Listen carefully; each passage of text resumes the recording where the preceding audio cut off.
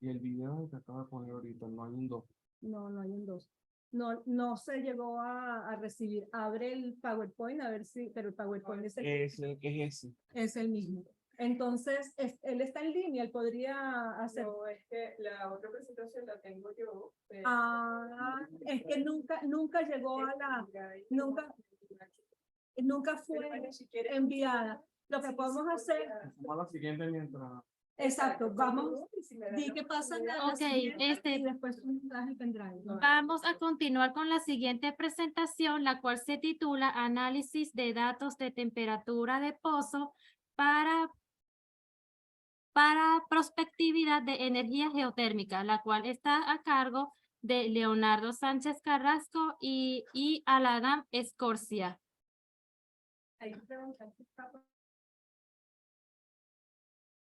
¿Está presente, Leonardo? Está presente. Leonardo, ¿me escucha?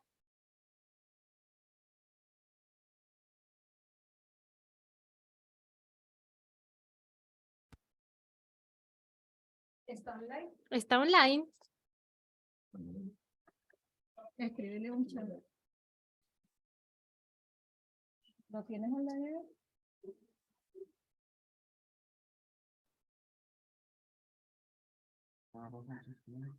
Pregunta, envíale un chat a Leonardo.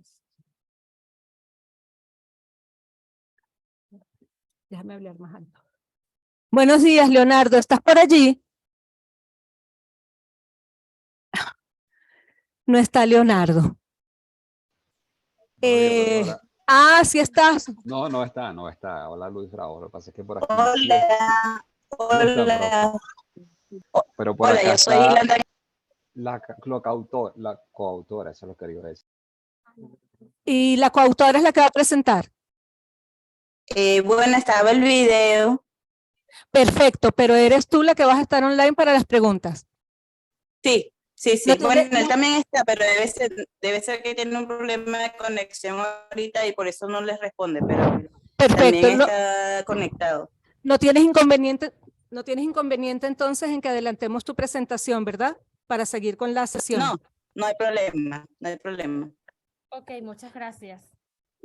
Ok. La voy a volver a presentar.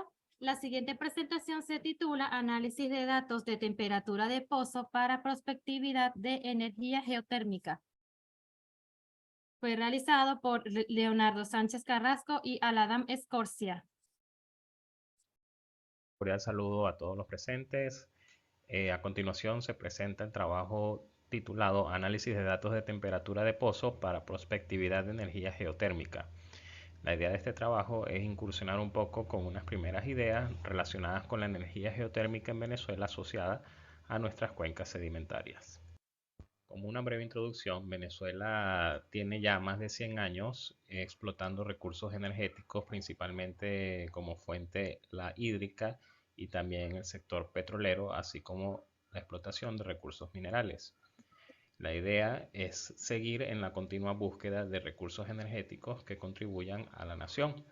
De esta manera es que la energía geotérmica es un recurso alternativo complementario de menor impacto ambiental respecto a los recursos fósiles y existe la posibilidad del aprovechamiento de la inversión petrolera para generar este tipo de fuentes energéticas. La energía geotérmica tiene como objetivo aprovechar las áreas anormales de alto flujo de calor que pueden ser explotadas económicamente y que son continuamente restauradas por el flujo ascendente de calor desde el interior de la Tierra y que por ende es una fuente renovable. La técnica de explotar esta energía es a través de la perforación de pozos en el subsuelo que permiten la extracción del fluido, principalmente agua, en altas temperaturas en una fase gaseosa, la cual atraviesa una turbina y se convierte en energía eléctrica. Posteriormente, esa fase gaseosa es condensada, partes liberadas a la atmósfera y reinyectada al yacimiento geotérmico. Los tipos de técnicas son vapor seco, vapor de destello y ciclo binario, los cuales dependerán de la temperatura a la cual este fluido es extraído del subsuelo. Entonces tenemos así que los valores de bajas temperaturas asociados a aquellos menores a 90 grados centígrados, el uso es principalmente doméstico para la calefacción de viviendas y edificaciones. Tenemos después las temperaturas moderadas que se encuentran en el rango de 90 a 150 grados centígrados y permiten la generación termoeléctrica pero de baja eficiencia, correspondiente al método del ciclo binario. Y posteriormente tenemos los valores de alta temperatura, los cuales están en un rango superior a los 150 grados centígrados e implican tanto la producción por medio del método de vapor por destello y vapor seco.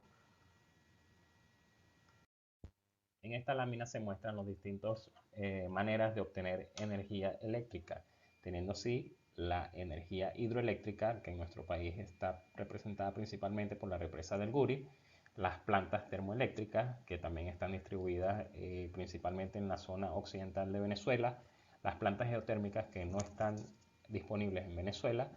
Tenemos también presencia de parques eólicos en la península de Paraguaná, actualmente inactivos, y también han habido incursiones en lo que son los paneles solares para la energía solar por parte de capital privado. Aquí se muestra lo que sería el rendimiento o producción en términos de megavatios o vatios para cada uno de este tipo de energías, y se toma como referencia para entonces así decir que la producción de una turbina por medio del método hidroeléctrico correspondería a lo que serían 4 turbinas por el método termoeléctrico. Para las plantas geotérmicas necesitaríamos 16 turbinas para producir lo mismo que produce una de alta capacidad de la fuente hidroeléctrica. Correspondería entonces a 730 turbinas eólicas y a 1 kilómetro cuadrado de paneles solares. Es así que, bueno, se muestra un poco el panorama de dónde estaría posicionado la energía geotérmica en cuanto a su eficiencia para la producción de energía eléctrica. Desde el punto de vista de antecedentes en nuestro país, sí se tiene que en el pasado se han realizado estudios relacionados con fuentes geotérmicas. Sin embargo, están asociadas a lo que son fuentes hidrotermales en superficie. Los estudios se enfocaron en el sistema montañoso del Caribe, los Andes, Falcón y Zulia. El doctor Urbani, desde la década de los 80, se ha dedicado a compilar una serie de estudios, más de 1000 referencias relacionadas con fuentes termales en superficie en Venezuela, reseñando que la mayor prospectividad se encuentra en el estado Sucre, en la población del Pilar, con una temperatura de 200 grados centígrados que se pudiera alcanzar a escasamente 1 kilómetro de profundidad. A pesar de estos estudios, los cuales están basados en datos de superficie, no se cuentan con franjas de yacimientos geotérmicos a nivel país, como si se tiene en otros países. Es así entonces que se plantea el estudio de las posibles fuentes geotérmicas dentro de las cuencas sedimentarias, haciendo uso de la gran información disponible proveniente de la industria petrolera y de los datos de información de pozo. Así, la base de datos disponible comprende un total de 1.665 datos de temperatura de pozo, de los cuales 1.085 están asociados a datos de temperatura de fondo de pozo no corregidos y un total de 71 de datos de pruebas de producción. Esta base de datos no es una base de datos exhaustiva del total de los pozos perforados en Venezuela, pero sí se consideran como una base de datos representativa de las distintas cuencas. Las cuencas estudiadas comprenden entonces la cuenca oriental, Barinas Apure, Falcón, Maracaibo y la región de Costa Afuera. Estos gráficos que representan profundidad versus temperatura entonces tienen la totalidad de los datos. Este corresponde a la información sin ningún tipo de corrección, data cruda, y este con una corrección, la cual para este estudio se tomó como un valor del 12% basada en la literatura, la cual indica que los valores de temperatura de fondo de pozo pudieran estar subestimados por un rango de 12 a 53%. en esta diapositiva el total de los datos fueron separados en dos gráficos. En el primero tenemos a la región de Costa Afuera, Falcón y Maracaibo, y en esta Barinas, Apure y la Cuenca Oriental. En la primera podemos observar entonces lo que sería la tendencia de los valores mínimos y máximos para estas zonas, y en esta se puso como referencia la misma línea de tendencia máxima del primer gráfico. Es así entonces que podemos decir que en general las áreas de Costa Afuera, Falcón y Maracaibo son más frías respecto a algunas zonas de la cuenca de Barinas y la cuenca oriental. Adicionalmente, las profundidades, entonces se ponen los tres tipos o los tres métodos de explotación de la energía geotérmica, que serían el ciclo binario, el vapor flash y el vapor seco, teniendo así entonces, poniendo como punto de referencia la isoterma de 150 grados centígrados, que la menor profundidad alcanzada para esta isoterma tendríamos para la cuenca de Falcón, se alcanza en algunos puntos a 7.500 pies de profundidad, para la cuenca oriental 8.000, para la cuenca Barinas 9.000 pies, para la cuenca Maracaibo 11.000 pies y la cuenca Costa Afuera 12.500 pies. Adicionalmente, para lo que es las temperaturas superiores a 200 grados centígrados que estarían asociados al tipo de energía más eficiente asociado a la explotación por vapor seco, se tiene que escasamente 2 pozos de la base de datos disponible habrían alcanzado estas temperaturas. Esto nos indica que este tipo de método a lo mejor no es más difícil de alcanzar o no es tan prospectivo en nuestro país. Para concluir entonces, desde el punto de vista espacial, tenemos aquí el mapa de las áreas estudiadas con lo que serían las fallas principales de nuestro país, y entonces así la cuenca Falcón tenemos las zonas más prospectivas en los polígonos de color amarillo con borde rojo, y para la cuenca Falcón estarían asociadas o cercanas a lo que es el área de convergencia de la falla de Ocancón con la falla de Boconó. Para la cuenca oriental estarían ubicadas en lo que es la zona norte del estado de Anzoátegui, cercana al corrimiento de Anaco, y en el noroeste de Guárico. Para la cuenca Barinas estarían asociadas a lo que es la parte sureste de la cordillera de los Andes, en la región de La Yuca, Sipororo. Para Maracaibo, en la zona suroriental del lago de Maracaibo, y en la región de Costa Afuera para la Blanquilla. Muchas gracias por su atención. Y estamos a la orden para contestar sus preguntas o que aporten ideas y debate. Muchas gracias. Buenos por su días, atención. excelente presentación, Leonardo. Aquí Buenos le días, por aquí pregunta. estoy atento. Ok, adelante. Hola Leonardo, Iván Barito de Intevet.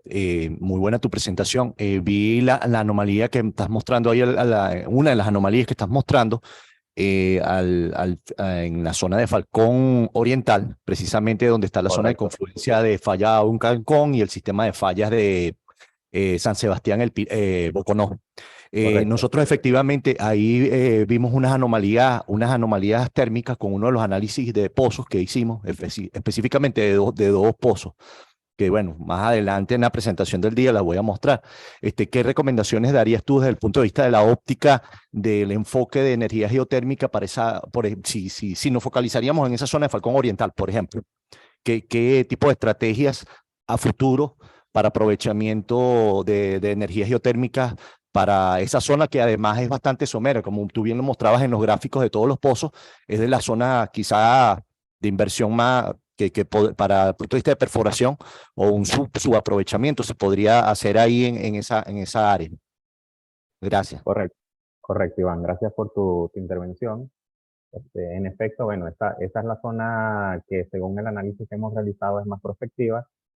Bueno, los pozos posiblemente son los mismos que tú vas a presentar, donde se tiene esa información. Esos pozos, sin embargo, creo que también ayer hicieron un trabajo relacionado con el basamento que se perfora ahí, que al final son unas lavas. Ese sería, desde el punto de vista para la energía geotérmica, a lo mejor una dificultad o una barrera, ya que al momento de hacer la explotación del reservorio, preferiblemente tendría que ser un reservorio sedimentario, para poder tener lo que es la circulación y el flujo del agua o el fluido, ¿no? Que se va a calentar y va a vaporizarse para movilizar las turbinas. Entonces, desde el punto de vista de estrategia, sería buscar en esa región algunas zonas donde si el basamento no es tan homogéneo, como ayer creo que vi en una presentación, sería interesante a lo mejor buscar otros puntos donde el basamento o estas profundidades que se alcance por al menos la isoterma de 150 grados centígrados, perforen en una localización donde preferiblemente no se perfore la rocadura o el basamento. Ok, excelente. Aquí tiene otra pregunta por parte de la audiencia. Adelante, por favor. Muchas gracias, felicidades. Buen día a todas y todos. Buen día. Mi pregunta va relacionada directamente a el caudal de agua necesaria teórica y la ubicación teórica de esos caudales, donde te tendrías que tener, amén de la transportación de los mismos, para la producción del vapor seco. O sea, ¿por qué te pregunto esto? En una de las láminas de la exposición hablaste de la función de rentabilidad de la proyección. O sea, existe la comparación entre los diferentes tipos de energía que se desarrollan en el país, y como es novedoso, tal como tú lo expones, me es para mí, y considero que quizás para otros más también lo sería, el saber de dónde ese volumen de agua incidiría en la rentabilidad de la prospección. Ok, bueno, Muchas gracias. gracias por la pregunta. Bueno, el agua que se explota es el agua directamente que se encuentra en el subsuelo. O sea, aquí en vez de estar produciendo un yacimiento de hidrocarburos, estaríamos extrayendo el agua propia del yacimiento. Y la técnica como tal tiene una reinyección propia de ese vapor. Ese vapor es condensado y reinyectado otra vez al subsuelo. ¿Ok? O sea que por lo menos se requieren dos pozos, un pozo para la extracción y otro para la inyección. En realidad no tengo mucho conocimiento en cuanto a los caudales que se necesitarían.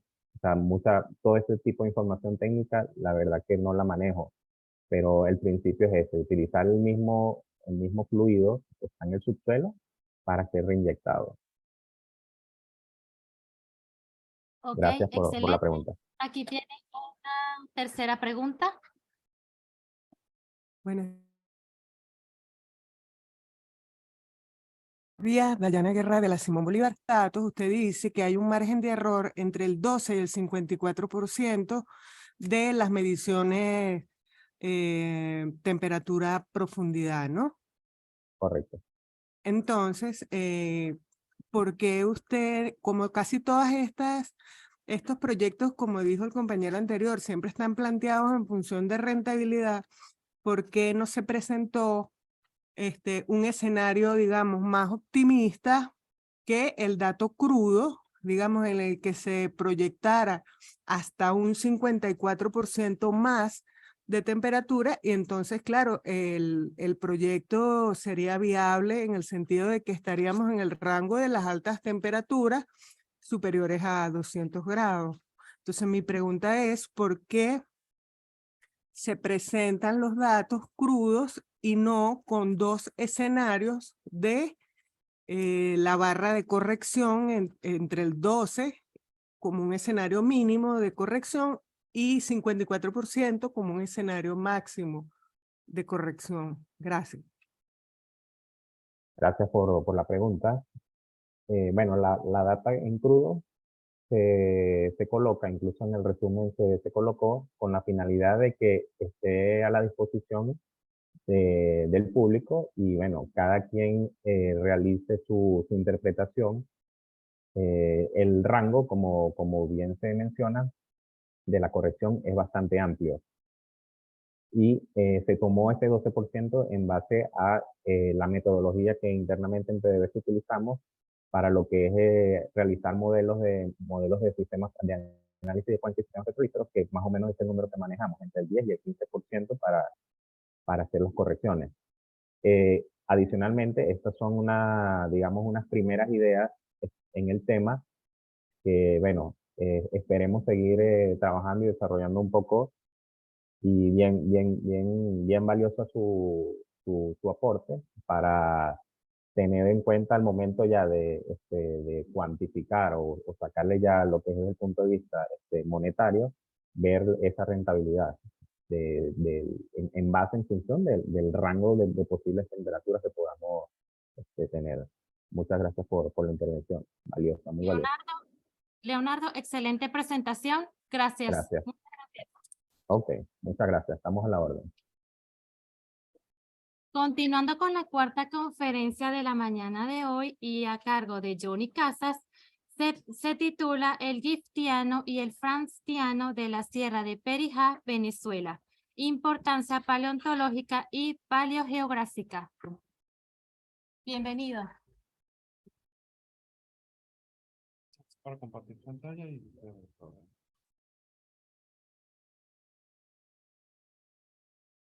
Voy a ir hablando mientras.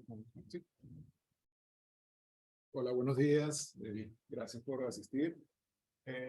Como lo dijo aquí nuestra amiga, el tema es